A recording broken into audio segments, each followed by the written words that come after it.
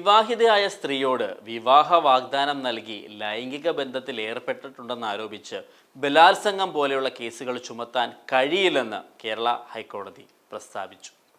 ലൈംഗിക ബന്ധം നടന്നതിൻ്റെ അടിസ്ഥാനമായി വിവാഹ വാഗ്ദാനം ഉണ്ടായിരുന്നുവെന്ന് പറഞ്ഞാലും അത് നിയമപരമായി അസാധുവാണ്.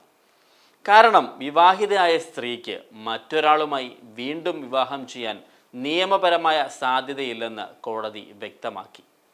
വിവാഹം അയോഗ്യമായ ഒരു വാഗ്ദാനമാണെന്ന നിലയിലാണ് ഈ വിധി പ്രസ്താവിച്ചത്. പാലക്കാട് സ്വദേശിയായ ഒരു പോലീസ് ഉദ്യോഗസ്ഥനായ KC ശ്രീരാജ് സമർപ്പിച്ച ഹർജിയിലാണ് ഹൈക്കോടതി ഈ വിധി പുറപ്പെടുവിച്ചത്. പരാതി നൽകിയ യുവതിക്ക് ആദ്യ വിവാഹം തുടരുകയായിരുന്നുവെന്നും വിവാഹമോചനമോ നിയമപരമായ വേർപാടോ ഉണ്ടായിട്ടില്ലെന്നും കോടതി ചൂണ്ടിക്കാട്ടി.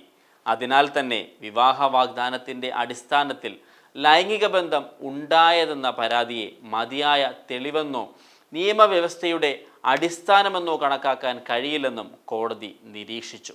അവളോട് വിവാഹം കഴിക്കാമെന്ന് പറഞ്ഞു ഭാവനാപരമായി ബന്ധത്തിൽ ഏർപ്പെട്ടാൽ മാത്രമല്ല, അതിൻ്റെ പേരിൽ പീഡന ആരോപണം ഉയർത്താൻ അവകാശം ഉണ്ടാകണമെങ്കിൽ അത് തെറ്റിദ്ധാരണയുടെ അടിസ്ഥാനത്തിൽ ആയിരിക്കണം.